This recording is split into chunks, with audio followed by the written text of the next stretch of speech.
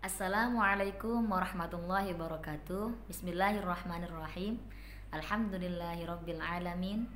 Rabbi syrah li sadri wa yassir li amri wahlul 'uqdatam min lisani yafqahu qawli. Alhamdulillah, ribuan ucap syukur kehadirat Allah Subhanahu wa taala yang telah berkenan menganugerahkan kepada kita semua limpahan nikmat berupa nikmat Islam, nikmat iman, nikmat sehat meliputi kesehatan zahir dan kesehatan batin, serta nikmat-nikmat Allah lain yang sampai kapanpun tidak akan pernah mampu kita hitung jumlahnya.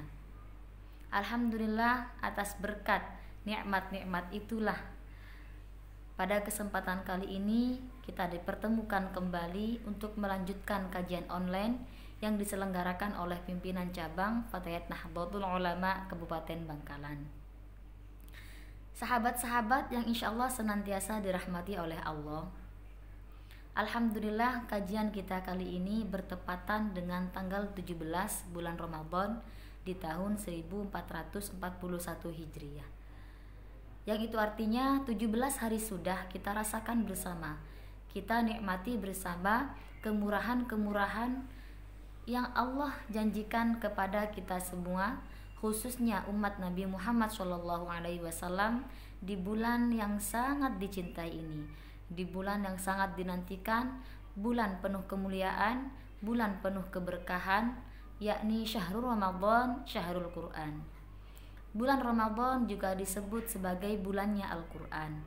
Mengapa demikian? Allah berfirman dalam Al-Quran, salah satunya surah Al-Baqarah ayat 185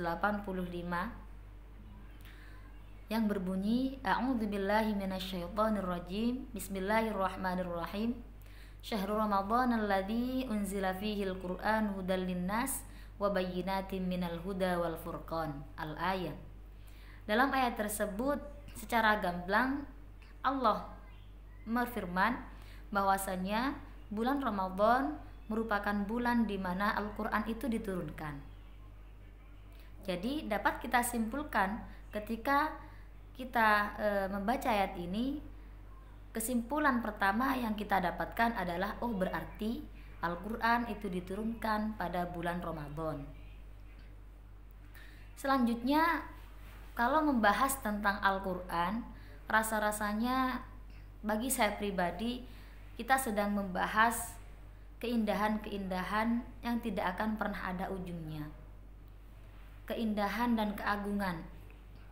Karena betapa agungnya Al-Quran, kalamullah yang diturunkan kepada Nabi Muhammad SAW melalui perantara malaikat Jibril untuk dijadikan pegangan hidup bagi kita semua, pedoman hidup yang nantinya akan menjadi bekal untuk kita menghadap kepada Allah Subhanahu wa taala kelak, berisi tuntunan yang sangat kompleks, berisi ketentuan yang sangat tak terbatas, ketentuan yang meliputi seluruh hal.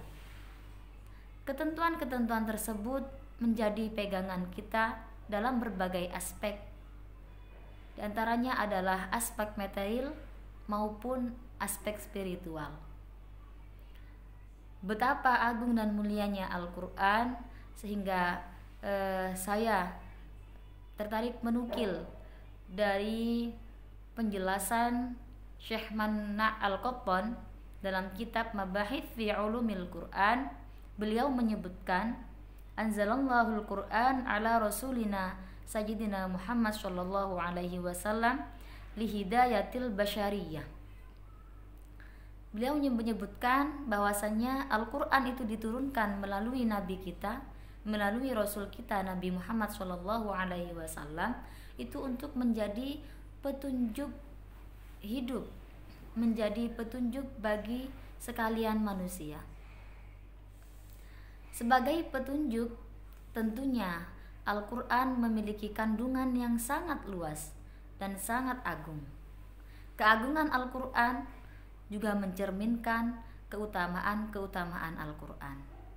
Selanjutnya, beliau Syekh Manna Al-Qattan itu menyebutkan bahwasannya keagungan Al-Quran fakana nuzuluhu hadatsan jalalan yu'dzanu bimakanatihi lada ahli sama wa ahli al-ard. Jadi keagungan Al-Qur'an itu dibuktikan oleh kehadirannya yang disambut dengan mulia, disambut dengan istimewa oleh para penghuni langit dan penghuni bumi. Masya Allah, keagungan Al-Quran, keagungan kitab suci yang kita baca sekarang ini, yang kita kaji sekarang ini, disebutkan keagungannya itu sama keagungan Al-Quran di atas kitab-kitab lain, itu sama halnya dengan keagungan Rasul di atas nabi-nabi yang lain. Jadi suatu keberuntungan yang sangat besar kita menjadi bagian dari umat Nabi Muhammad SAW yang berkesempatan untuk membaca Al-Quran. Membacanya kita usahakan tidak hanya sebatas di lisan saja, akan tetapi kita berusaha membaca Al-Quran lafzan, ma'nan, wa amalan. Lebih-lebih di bulan yang penuh berkah ini, di bulan suci ini, kita berusaha untuk lebih mendekatkan diri kepada Allah Subhanahu wa Ta'ala melalui bacaan-bacaan Al-Quran kita, dengan harapan kelak kita akan mendapat syafaat Rasulullah SAW dan juga syafaat Al-Quran. Amin, Allahumma amin. Nah, untuk mengenal Al-Quran lebih dalam serta keagungannya, yang pertama kali perlu kita ketahui adalah bagaimana sebenarnya sih proses turunnya Al-Quran tersebut, atau yang sering kita sebut sebagai nuzulul Quran. Karena ibarat kata tak kenal maka tak sayang, untuk mencintai Al-Quran lebih dalam, maka terlebih dahulu kita harus lebih tahu bagaimana sejarah turunnya Al-Quran itu. Dalam kajian nuzulul Quran atau pembahasan nuzulul Quran, maka seringkali kita dihadapkan oleh beberapa pertanyaan. Pertanyaan-pertanyaan tersebut secara pokok saya nantinya akan merangkum menjadi 3 aspek. Yang pertama adalah bagaimana proses atau tahap nuzulul Quran, mulai dari Al-Quran sebagai firman Allah sampai Al-Quran bisa dibaca di bumi oleh kita semua. Selanjutnya adalah kapan sebenarnya tepatnya Al-Quran itu turun, atau waktu nuzulul Quran itu. Kapan waktu nuzulul Quran itu? Dan yang terakhir yang menjadi kajian kita hari ini adalah untuk apa Al-Quran diturunkan, atau apa hikmah dibalik nuzulul Quran ini.